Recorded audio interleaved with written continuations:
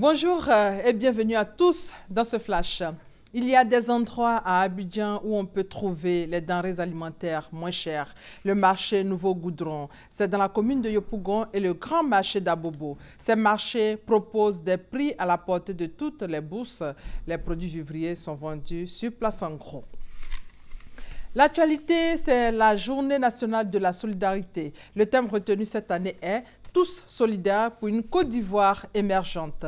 Pour la 10e édition, la ministre de la Cohésion sociale et de l'indemnisation des victimes invite les populations à la fraternité, au partage et à la cohésion. Hamza Diaby.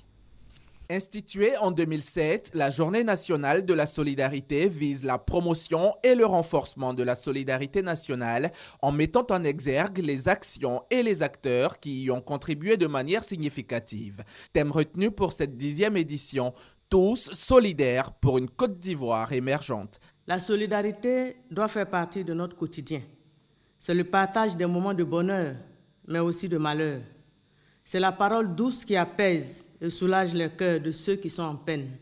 C'est le mot de réconfort qui remonte le moral de la personne en détresse.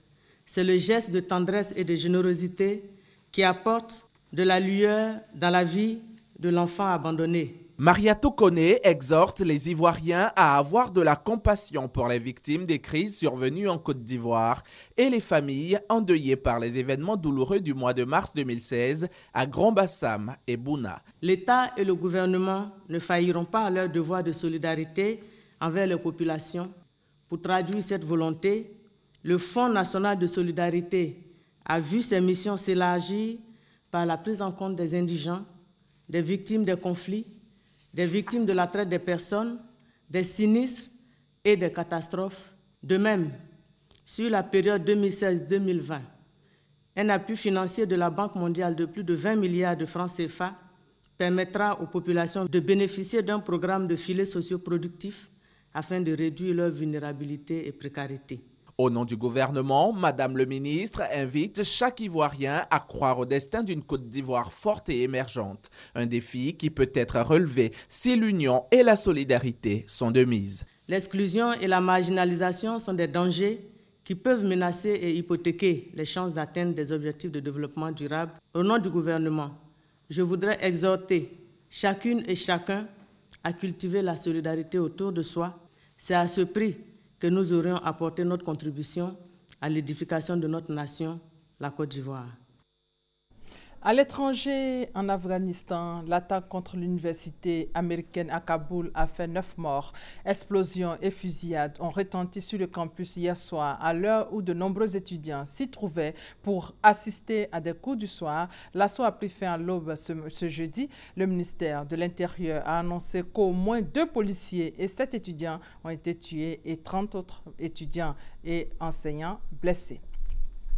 En Colombie, après 52 ans de guerre, Bogota et les FARC concluent un accord de paix historique. La nouvelle a été donnée à la Havane où se tiennent les négociations depuis 44 mois. Le conflit armé colombien dure, lui, depuis 52 ans. L'immense majorité des 47 millions de Colombiens n'a jamais connu un pays en paix. En Italie, après le puissant séisme, le bilan ne cesse de s'aggraver. La protection civile vient d'annoncer que le bilan s'élevait désormais à 247 morts. C'est l'un des plus meurtriers tremblements de terre de ces dernières années dans la péninsule. Actuellement, la population italienne est donc toujours sous le choc. Des répliques ont encore été ressenties ce jeudi. Les rebelles syriens soutenus par les forces turques ont annoncé hier avoir totalement pris la localité syrienne de Jarablus des mains de l'organisation État islamique. Mais les autorités turques ne souhaitent pas s'enliser sur le sol syrien.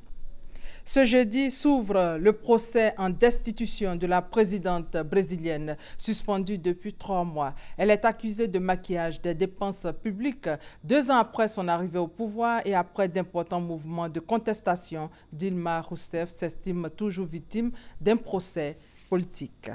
Voilà, et c'est la fin de ce flash. On se retrouve à 13 h. Merci de votre fidélité.